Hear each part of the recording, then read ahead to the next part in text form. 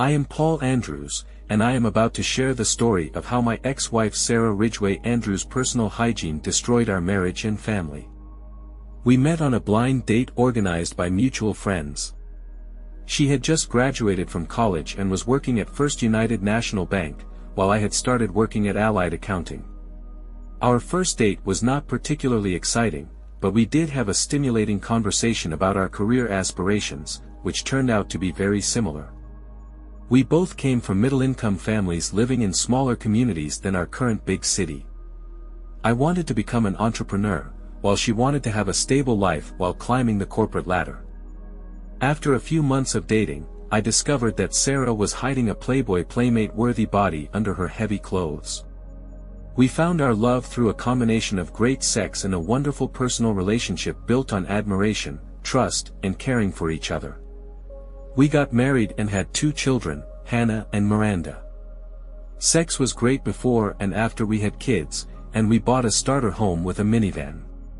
Sarah moved up the career ladder, taking on more responsibilities, while I was doing well at Allied Accounting and was given a leave of absence to get my CPA. One day, Mr. Carrot, the owner of Allied Accounting, advised me to leave the company before it was sold to a large accounting group and start my own practice. He warned me that the new owner would kill my entrepreneurial spirit and make me an unhappy person. I discussed this with Sarah, who advised me to remain an employee of the new company and forget about risky business. However, I decided to take the risk and start my own practice, working from home while building up a clientele. Things got tough as Sarah brought home a steady stream of money, while my contributions were inconsistent. I started investing more in my startup business, setting my personal income at Sarah's level and investing the excess amounts. I also started taking a share of the profits in potential deals instead of charging a consulting fee. This worked well for both parties, but Sarah was not happy with this arrangement. She did not like the fact that I was investing in startups and stopped talking to me about it. My accounting corporation's revenues were not where they should be, but I was building net worth. I had built a staff with deep knowledge and capabilities, which allowed me to spend more time with my children. However, Sarah decided that we needed a larger, nicer home to suit her status as a bank employee. She signed a contract to move without consulting me, which made me unhappy. Through my membership in the Chamber of Commerce, I became friends with several loan officers at Sarah's bank. They told me that she called me the little accountant, which disrespected me. This disrespect began to manifest itself at home in the form of snide remarks about how other accounting firms were doing while I seemed to be dozing. I was not invited to join her at the Christmas party or the summer party at the bank. It was time to talk to her about our relationship. I cornered her in the living room and asked her to sit with me for a few minutes. She looked at me with disgust and said it could wait. I told her that I needed to talk about this, but she ignored me. I didn't bring it up until the end of the day because I wanted to use it as an example of her ignoring me. My attempt to talk after the kids went to bed was cut short because she was tired. The next day, she snapped at me for bothering her all weekend and left to help her mom with her checkbook. Hours had passed when she entered the house and hurried to the kitchen to prepare dinner. I turned to her and said that I thought now was the right time to talk. She brought an indignant expression to her face and said that we were growing more and more distant from each other. I told her that we don't talk to each other like we used to and that I feel like she doesn't respect me as a husband. She gritted her teeth and replied that now was not the time or place for this conversation. She pushed back her chair, took her plate to the kitchen, and left the house. I thought to myself that our conversation took less time than I expected. My daughters were shocked by this confrontation, but I calmly replied that no one was getting divorced. Sarah had once again shut me out by ignoring me for 30 hours after I asked to talk. I cleaned up the kitchen, did a little work in the office, and put the girls to bed. I went to the bedroom, thinking that if she didn't like it, she could sleep on the sofa. It was already close to midnight when she entered the bedroom, undressed, and walked over to the bed. I lifted the blanket so she could join me, and she pressed herself close to me. She said that she was not saying she was wrong, but she would try to treat me with the respect that she wanted from her husband. I hugged her and whispered that I thought it was wonderful and that I wanted to be the best husband for her. The situation in the house improved for a while, but a few years later, she was named Vice President of Regulatory Compliance. This meant studying and ensuring the bank's compliance with the rules and regulations of the FDIC, the Federal Reserve, and the Comptroller of the Currency. She had the perfect philosophy for the role, but it was completely the opposite of mine. This caused discord in her family, but she didn't know about my investments, which were legal but not approved by fiscal officials like her. Around this time, she started going to bachelorette parties on Tuesdays. The longer she attended these events, the later she returned home. The children were already 16 and 14 years old, so they did not need a nanny, but they needed parental control and participation. I was always there for them, but one Tuesday evening, I heard swearing coming from the master bathroom. She stood at the sink and shouted that her damn wedding ring had fallen into the sink. I looked under the sink and saw an ordinary brown toilet paper box, which contained an enema set. I was surprised and alarmed, but I remained silent. I took a quick look at her and saw that she had retired to the bedroom and was putting on a sexy thong lingerie that I had never seen before. She tried to avoid me looking at the way she dressed and snapped that it was girls' night out, just like any other Tuesday. I went to the garage to get some pliers to remove the siphon, and she slipped out of the house without saying a word. Since the drain was on her half of the double sink, I had to move a bunch of her stuff under the sink before I could get to the trap. I was surprised when I saw the brown box and even more surprised when I looked inside and saw the enema set. I discovered that the enema nozzle was wet, which alarmed me. I sorted through the contents and found that everything was in its place. I took a pencil and marked it on the floor where the brown box stood. I wanted to see if it would be moved within the next week. I also took a photo of a couple of the items to see if she put the set back in the box the same way. She returned home around midnight, undressed, closed the bathroom door, and began to shower. I tried to pretend that I was sleeping, but if she touched my chest, she would find that my heart was beating like crazy. She flopped into bed hard enough that I felt like I had to act like I'd just woken up, and then I heard her giggle lightly. The next morning, I got up early mainly because I couldn't sleep. I took the precaution of closing the bathroom door before taking a shower. True, I wanted to check the brown box, and of course, the box was moved. The douche tip was still wet, and the box was an inch off my line. Someone was having serious sex using a Ziploc bag. I carefully removed her smelly thong and sent it off to be tested for biological substances. Since I was an accountant, I was very familiar with what happens to the distribution of property in a divorce. I had conducted many assessments for husbands and wives in divorce, and I knew that Sarah would have a house until the girls went to college, and I would pay child support for them. However, I was not going to pay for a house where she could have fun with another guy while my girls were left unattended. Now that I had the information I needed, I began to create a plan of action. The key point for me was maintaining custody of my girls. I could always make money, and I had proven that I was a good father. Now, I needed to prove that she was a bad mother. Poor poison came to mind, not chemical but emotional. Sarah was a perfectionist and expected excellence from her employees and family. When something went wrong, it drove her crazy. The simplest problems became huge for her, and when she lost her temper, she became mean to her employees, me, and the children. I decided to use her poison to alienate my children so they would want to stay with me after the divorce. Then, the house and girls would remain with me quietly. I slipped over to her alarm clock and turned it off. She hates people who are late for work. After her late and obviously busy night, she might have liked to sleep a little longer. The children came for breakfast and asked where Mom was. I told them that she had arrived late and would probably sleep a little longer. They understood since they liked to sleep when they could. After watching the conversation she had on her cell phone late into the night, I pulled up the playlist of her videos and pressed play on mute. Hopefully, by the time she got up, the cell phone would be dead. She had a meeting with her staff on Wednesday morning, which she said was very important. An hour later, I heard a scream in my name. It turns out that it was my fault that she overslept after having sex with some guy late last night. I took the opportunity to hide from her screams by going into the garage. One of the tires had let out enough air to trigger the instrument warning light on her Lexus. She hates it when an alert blocks her screen, and she'll go crazy if she stares at this screen all the way to work. Hannah and Miranda did not escape her wrath. She rushed around the house, trying to get dressed, do her hair, and put on makeup at the same time. While in the garage, I changed the door setting to lock so that it couldn't open the roller door as would be expected when leaving the garage. She touched the opening mechanism and did not notice that the door did not rise. She slammed backward into the garage door, crushing the two bottom panels.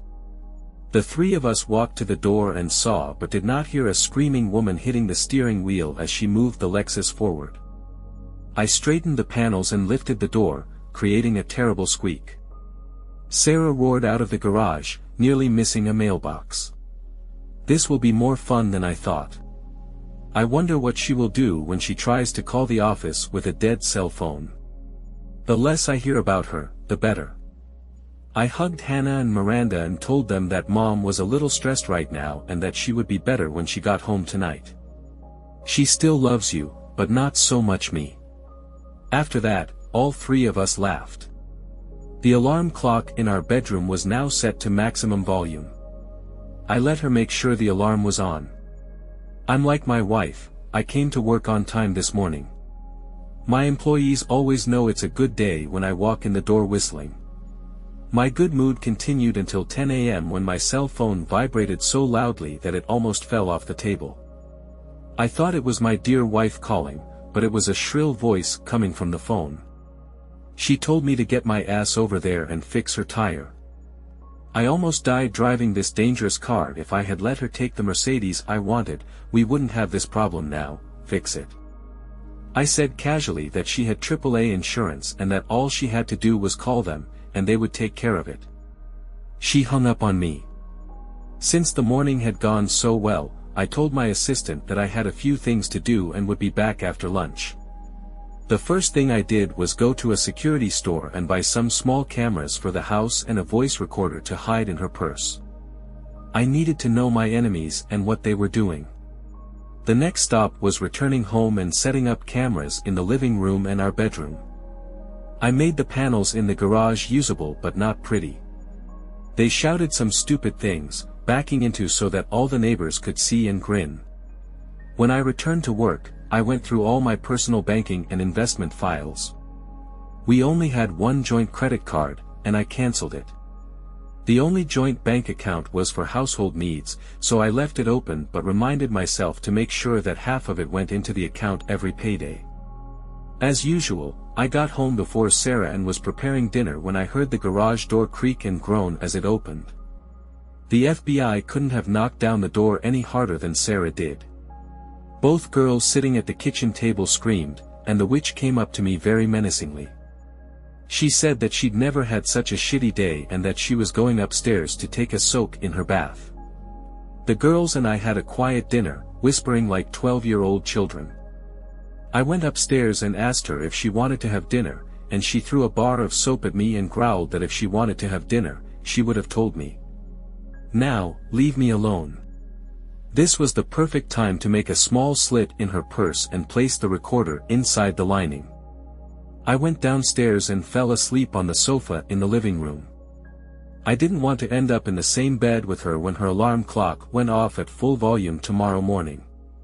The explosion of the latest rap song on the alarm clock radio, preceded by a shrill scream from my wife, followed by the screams of two terrified teenagers, was unlikely to be surpassed by any U.S. Marine sergeant in the early morning. While Sarah was thrashing around in the bathroom, I took the opportunity to go to the garage and smear the dark brown grease from my lawnmower on the seat of her car. After she sits on this lubricant on the way to work, others may think that she shat herself, literally, not figuratively.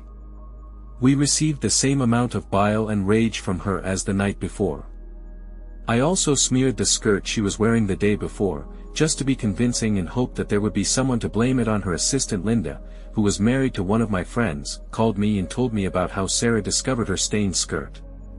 She told me that Hurricane Sarah had gained strength, and everyone should be on alert over the next few days. I stopped tormenting her, and all sorts of little things began to happen. For example, one of the 2 diamond earrings left on the table disappeared. The dress she wore last Tuesday had a red wine stain that she didn't remember having. The lining on her favorite shoes began to peel off. Since I knew where her password book was, many of the sites she used refused her entry. When she drove her Lexus, turned a corner, or pressed the brake, a ball from a bearing would roll around in the door of her car. Every day or so, something little could go wrong for her. It was death by 1,000 cuts, and we were now at the 500th level. On Tuesday, after work, she returned home to change clothes and go to a bachelorette party. She didn't say a word to anyone in the house and made sure the bathroom door was locked before undressing. Everything was the same as the previous Tuesday, including the wet enema tip. Everything was exactly the same, except that I was following her using the locator on her mobile phone. According to her cell phone locator, her first stop that evening was Bonefish Grill. From Bonefish, she went to the dance bar O'Hara's. I wasn't interested in what she did in the club, I was interested in who she left with. I had been monitoring her movements from the house, so I got out and started driving up to the area to follow her to her next location.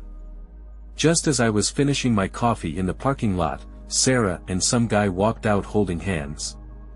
They hugged each other and kissed for a long time before going their separate ways. He left in his car, and she followed. I kept up with them for a block, leaving the locator to do its job. The money bags were dragged to motel number 6, located near the highway. From the street, I saw that they entered a room with an external entrance. Since they would be there for a couple of hours, I pulled into the parking lot and wrote down the make, model, and license plate number of her boyfriend's car. While in a dark parking lot, I let enough air out of the driver's side front tire to make it noticeable and again send a low tire pressure signal to the dash. There was a truck in the parking lot, so I found a piece of grease and put it on the windshield. I knew perfectly well that the first thing she would do was turn on the wipers, and then the entire windshield would turn into a blurry mess. It will be interesting to listen tomorrow to what was recorded on the voice recorder in her purse. The information I needed would now be in my hands, and I was only halfway to my goal of blowing it up. After 1 o'clock in the morning, she entered the bedroom, undressed, and went into the bathroom, slamming the door. It was probably time for her to shower and do whatever she didn't touch her alarm clock or phone that night. I wanted these events to appear random. A couple of hours later, when she was already snoring, I crawled out of bed and took the recorder out of her purse. I loaded it into my laptop, charged it, and put it back in her purse. The next morning, when Sarah and the girls were not at home, I listened to the recording.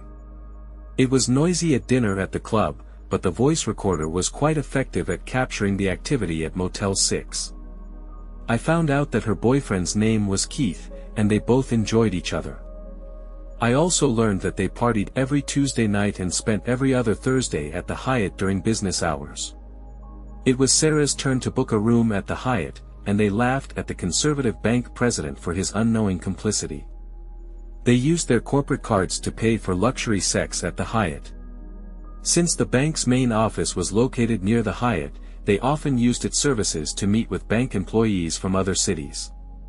Sarah planned to divorce her little accountant husband right after her daughter Miranda left for college. She loved her girls but didn't want to spend the best years of her life chasing soccer balls with them. Keith was the best mom in the world, and she was glad he did it. She didn't know why, but she just couldn't be around him anymore. She had tried everything to make him more successful, but he just wanted to be an ordinary guy with no goals. He was just wasting his life. If she didn't like him that much, why didn't she divorce him right now, make him pay alimony, and spend more time with Keith?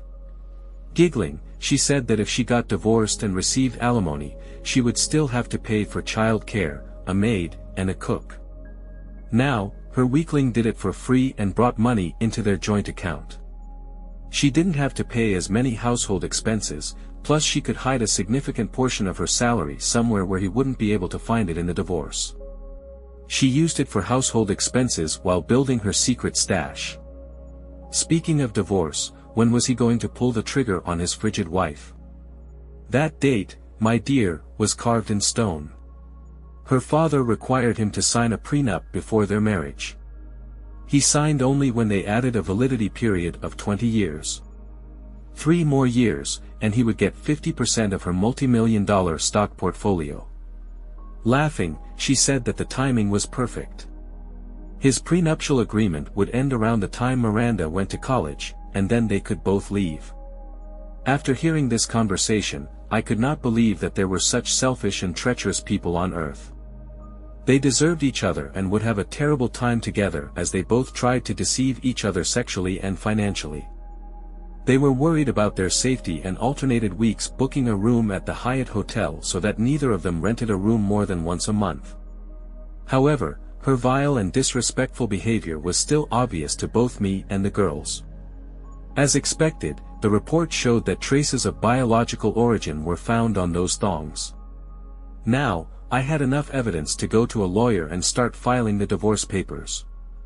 I told Jeff Green, my lawyer, to ask for full custody of the girls since I had most of the contact with them. Judging by the way their mother acted, it would be lucky if the girls even wanted to communicate with her. Jeff said he would add this but that it would be difficult. I proposed a plan where the house would be split 50-50ths until it was sold after both girls left for college. We would both keep our own investments in retirement funds.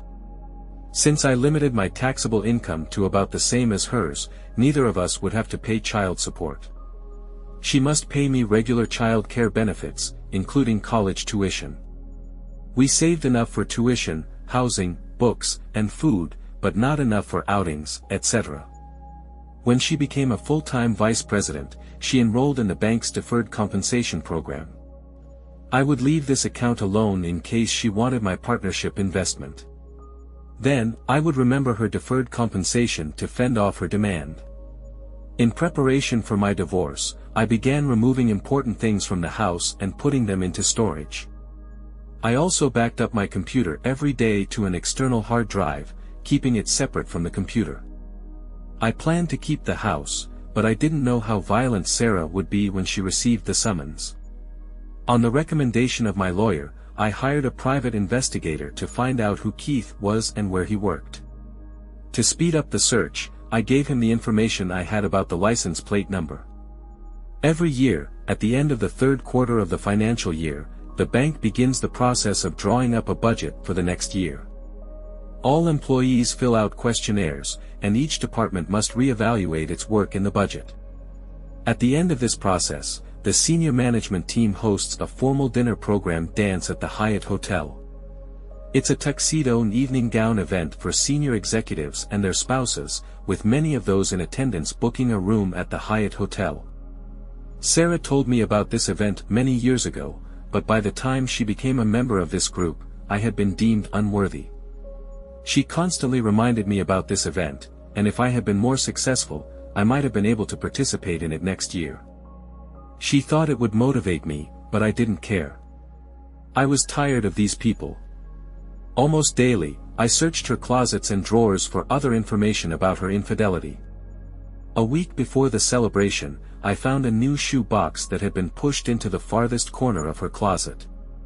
I always started looking there, in the depths of a closet or drawer. It was a pair of very fashionable Jimmy Choo evening shoes. There was no receipt, so I used Google and got slapped. These shoes cost over $1,000. Since the meeting was in a few days, I had to think about how to counter this. Replacing the Choo shoes with an old beat-up pair of yard boots or a pair of Crocs came to mind. Instead, I took the shoes into the shop, placed the heel in a bench vise, and very carefully turned the tall narrow heel to the side a few degrees. The shoes were rewrapped and placed in exactly the same place. After I found her brown box, I received a lesson in how to handle delicate items. The day before the celebration, the investigator called me and asked me to come to his office as he had some information. After sitting me down, he told me that her lover was Keith Miller, a senior loan officer at the bank where Sarah worked. I thought it could have a serious impact on their careers. They didn't report to each other, but her main responsibility was to make sure the credit department was compliant with rules and regulations. This was on top of the no sexual relations policy between employees. They were on thin ice. Great information, I told him, and could he set up some cameras at the senior management meeting at the Hyatt on Friday night? He already had a photograph of Sarah, and I asked him to film her walking and dancing. We were both happy. He received another check, and I received truly reliable information to consummate our marriage. The movie I saw on Friday night was absolutely hilarious, so much so that the detective was laughing the whole time we were watching it. She walked like she was drunk. The pressure of her entire weight on that tiny end point of the heel, which was offset a few degrees, pushed her legs outward, causing her to stumble. She crashed into tables and chairs. At one table, 2 bottles of red wine were knocked over. Everyone was laughing. I plan to submit it to America's Funniest Videos as soon as Sarah signs the release, of course. Sarah and Keith retreated to his room to have sex all night long. Everything was documented with a tiny video camera slipped under the hotel door. Isn't it wonderful how technology has improved our lives over the past few years? Even though Sarah returned home before noon on Saturday, we didn't see her until late Sunday morning. Spiritually, she should have gone to church that morning, but she stayed home. Sarah used to always come home from work on Wednesday afternoons tired. I assumed this was due to her late classes on Tuesday nights. She entered the house and immediately went into the bath. This Wednesday was different. I was going to change the amount of hot water in her bath. She growled as it seemed to her, "Hello," while walking to the bathroom. I waited while she found the right combination of hot and cold water for the bath on the tap. I heard the sink start working, realized that she was washing, and went into the utility room in our house. Separate water lines are connected to each faucet, and there is a manifold on the wall that regulates the amount of water in each line. I quickly turned off the hot water line in the bathroom and let the cold water fill the tub. As soon as I heard the water stop flowing into the tub, I turned the hot water valve back on. A terrible sound of horror came from the lips of my beloved wife as she slipped into the cold water bath. Of course, the bubbles made the water slippery, and she floundered, trying to grab onto something to pull herself out of the cool water. When I rushed into the bathroom to help her, she ripped the towel rack completely off the wall in an attempt to get out. I had to crawl under the cold water again. It was the hardest thing I could do not to laugh out loud. Finally, I pulled her out, cursing, slipping, trembling, and drenched in water. Of course, she slapped me because she didn't have hot water. Howling, both girls ran into the bathroom and saw their naked mother having another fit. She then lashed out at her daughters. "It's all your fault. You've used up all the hot water because of you. I couldn't get the relaxation I needed so much. Damn you." She stomped into the bedroom to get dressed, and the girls burst into tears. They rushed to her to tell her that they had not used hot water, but she shouted at them to shut up. "I don't want to listen to any excuses. Get out of my sight," which they did, running away crying. It's worse than I thought. I didn't think she would rush at them for me, yes, but not for them. I made a real mistake in thinking about where her anger would go. Then she turned to me. "What the hell are you looking at? Goat, fix my bathtub. Do you think you can do at least one simple thing in my house?" I led her to the bathtub and turned the hot water back on. She was very hot. I took her hand, sprinkled hot water on her, and said, "You have a lot of hot water." I looked at her for a few seconds without saying anything and then went to dinner with the girls somewhere else. The dinner I was cooking. The girls were sobbing, and I stopped the car a few blocks away to console them. I told them I'm really sorry you had to listen to that tirade. You don't deserve this. You are wonderful children, and I am very proud of you. Please forgive your mother for her actions and forgive me for allowing this to happen. Forgive me for this. This seemed to calm them down and reminded me that I had to be careful how I separated the three of us from Sarah. It was too much fun torturing her. By the time we made it back to the house, it was time to go to bed. I left the kitchen utensils in place and lay down on the sofa in the living room. In the middle of the night, I felt a presence, as if something evil was approaching me, and so it happened. Sarah stood and looked at me. Yes, that was the only sound I could make. She just stood there. Finally, she said, I shouldn't have yelled at the girls like that. It's not their fault. I must have turned the wrong knob. Over the past month, I have been so overwhelmed and upset about so many things. Flat tires, garage doors, faulty evening shoes, every little thing irritates me to the extreme. I need to get my life back on track.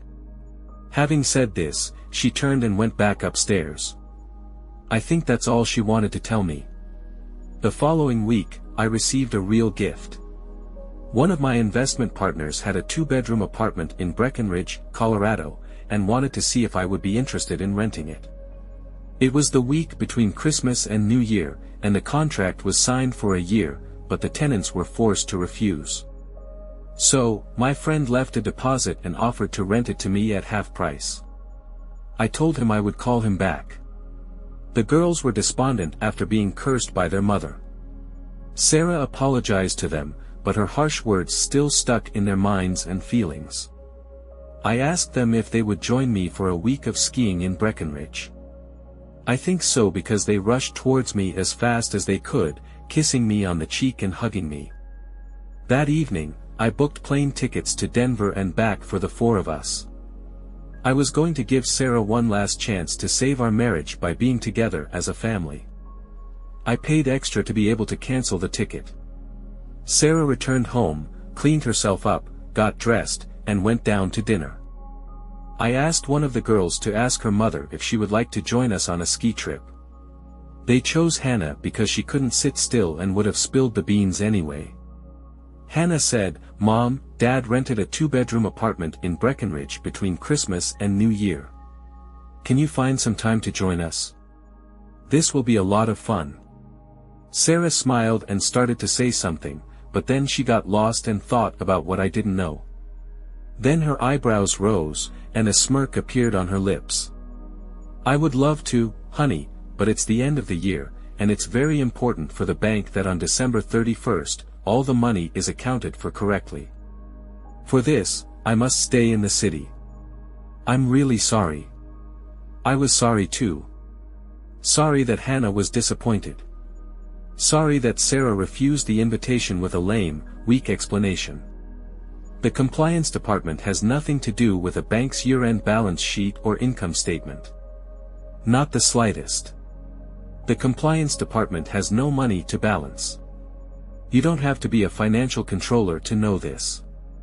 The reason for the raised eyebrows and smirk was that she saw it as a chance to spend 7 nights in her bedroom with that Keith.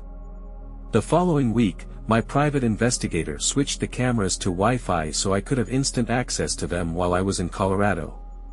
A scene was about to take place at home that I really wanted to see. Not the one where 2 adulterers have fun, but something else. The day we left for Colorado, I lubricated her enema tip with jalapeno pepper juice. If she wanted hot sex, she was going to get it. When we left for the airport, Sarah was a pleasant mother and said, "Be careful," and hugged them. I appreciated her short hug and kiss. I told her, "I love you, Sarah," and received a quick answer, "I love you too." The plane ride and rental car ride to the condominium were uneventful. Hannah and Miranda had never been to the Rocky Mountains and went out onto the deck to enjoy the view and see of the pine trees faster. I set up my computer and connected to the Wi-Fi camera in our house. As expected, Sarah arrived at the house at 6 o'clock in the evening and immediately headed to the main bathroom for a ritual. I didn't need a camera in the bedroom. I wasn't interested in watching them fuss. I could see the landing, the living room, and the kitchen. Suddenly, Sarah stumbled down the stairs and howled as if she were on fire. Apparently, she discovered that her life-saving tube of Preparation H was also tainted by jalapeno juice. Her face was bright red and contorted in pain. I thought about how much fun my private investigator would have had watching this. Well, I guess her lover Keith won't be a welcome guest today. I wonder how long it will take her to recover. It would be a shame if they couldn't have sex for the entire week while the kids and I were gone. The three of us headed into the Christmas-decorated and well-lit downtown Breckenridge to get some pizza. What a beautiful place with a foot of snow on everything. After eating the pizza, we started walking back to the condo when the girls heard some music they liked and figured out where it was coming from. It was a teen club designed to provide entertainment for teenagers while parents had fun elsewhere. "Dad, can we come in for a few minutes?" Hannah asked. I happily agreed because, over the past couple of months, these girls have been through a lot. The dance floor was crowded, and the sounds of laughter were inviting. The girls wanted to stay, but I wasn't going to leave them alone on their first night in a new city. Finding a free table away from the DJ, I asked my daughters to come and check on me from time to time. This was perfect for me as I could read my email without worrying about girls ignoring me. It didn't take long for them to attract the boys and start dancing, laughing, and talking. They would look back at me, and I would raise my Diet Coke to let them know everything was okay. There were many adults there watching their children. One woman on the other side of the dance floor was very attractive, and as we both scanned the floor for our children, we caught each other's eyes and smiled. This attractive woman had two boys who came to her table for money, food, or soda. My girls seemed to spend more time hanging out with them rather than playing on the field. After I finished writing the message, I looked up and saw an attractive woman walking towards me. All the other men were watching her too. She was wearing ski pants that seemed to be sprayed so thin you could see the freckles on her butt. The sweater was also form-fitting, and she radiated warmth despite the temperature outside being below freezing. She stopped at my table. "You must be Hannah and Miranda's father. Why don't you come and join the rest of your family instead of staying here alone?" I tried not to jump up but answered with great pleasure. "My girls are good judges of people, so I guess that's why they sit at your table. My name is Donna, and Zach and Michael are my two boys, 16 and 14 years old, who are not long before they turn 21. I smiled. They are the same age as my girls. Coincidence? And we both laughed. "In the time I've been watching your girls," Donna said, "and then interacting with them, they are very sweet children. You should be proud of them." Of course, I'm proud.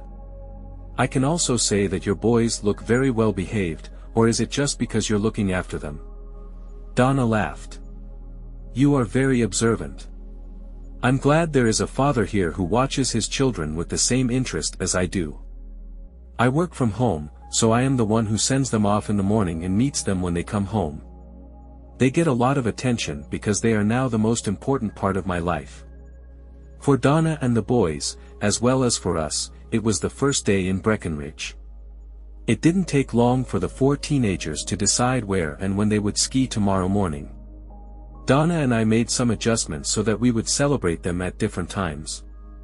We decided that tomorrow morning, we would see off the skiers, then we would go together for breakfast, and we would ski late in the morning and in the afternoon. Over the next week, Donna and I learned a lot about each other, and we both liked what we heard. It was nice to talk to her about my problems with Sarah and my plan to divorce her.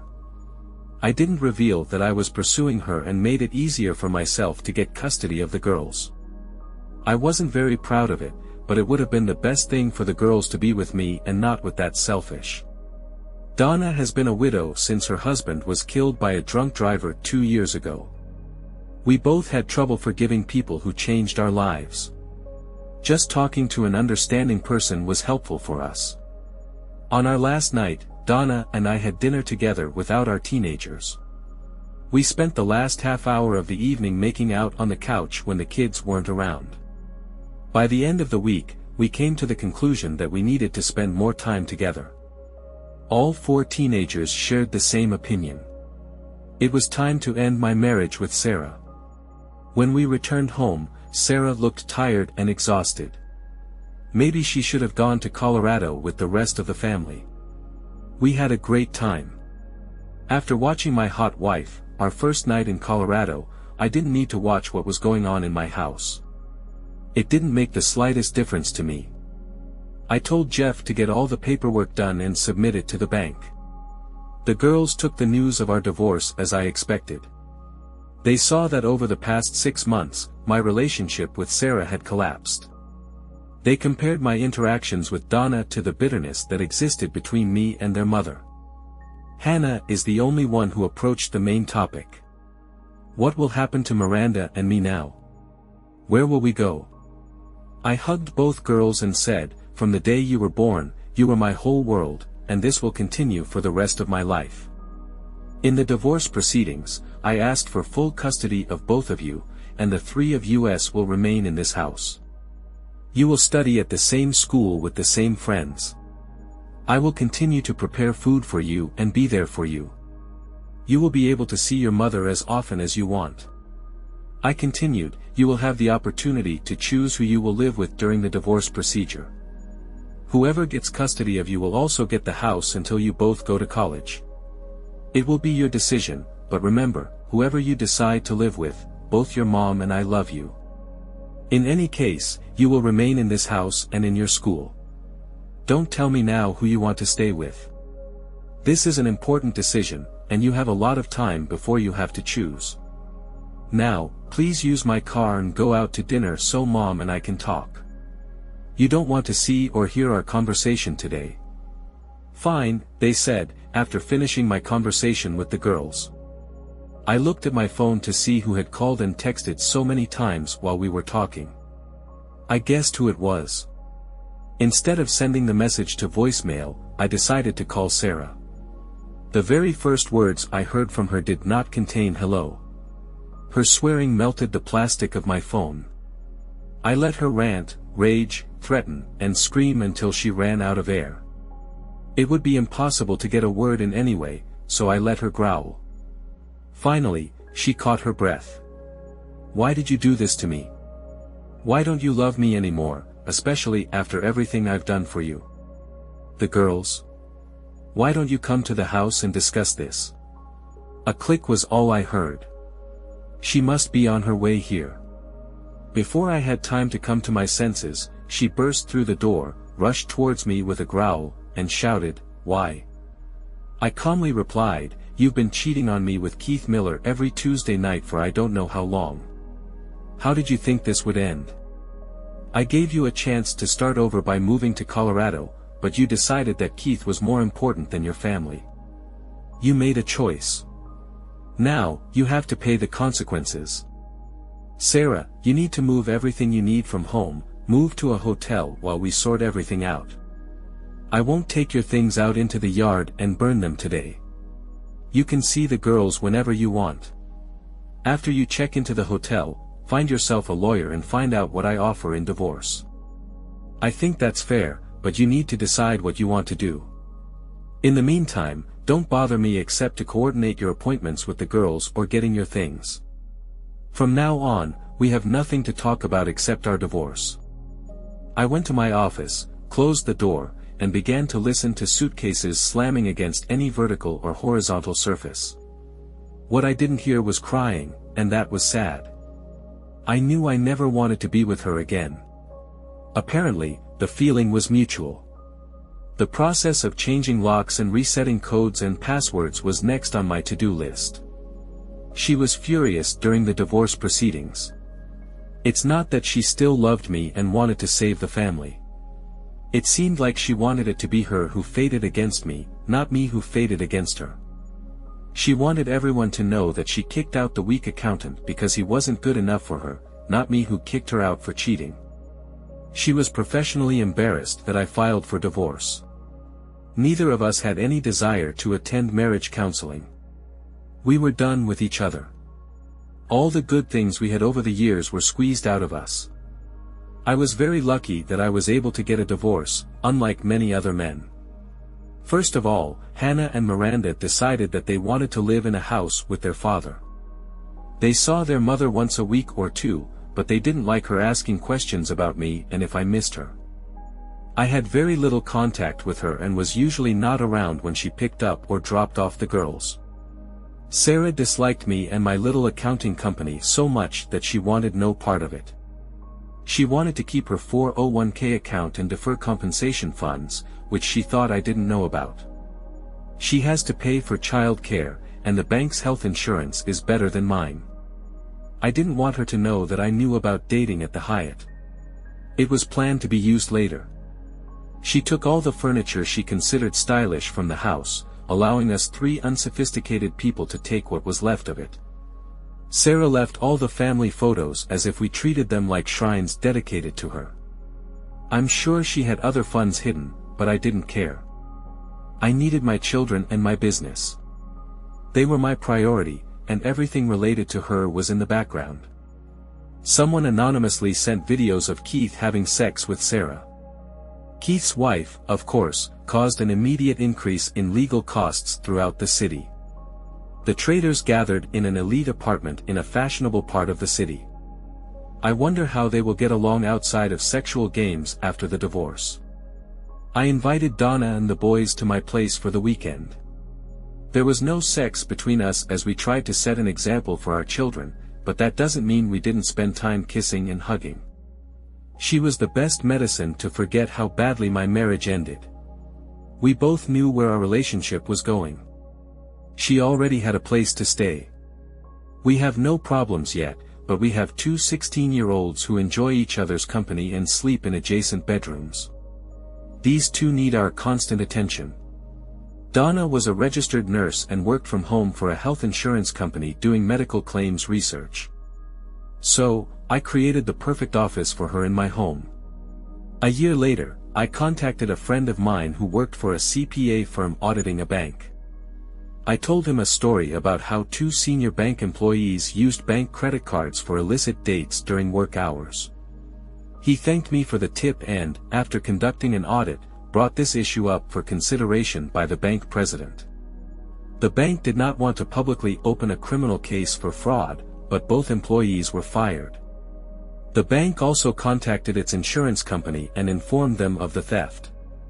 Currently, the bond company is pursuing Sarah and Keith to recover the bank's losses. The company refused to allow Sarah and Keith to continue working together, essentially denying them the opportunity to work in banking across the country. After Sarah lost some of her retirement investment, the couple moved out of their fancy apartment. The company that provided the bonds is suing for damages for bank credit card fraud.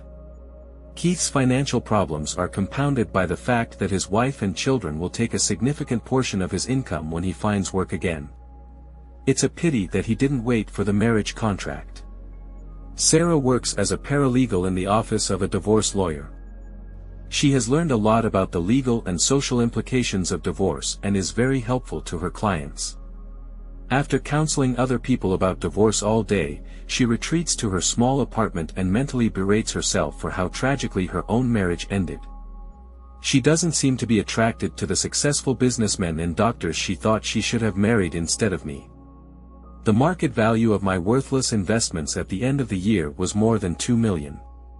It looks like it will be a good year, especially since my wedding to Donna is scheduled for mid-June.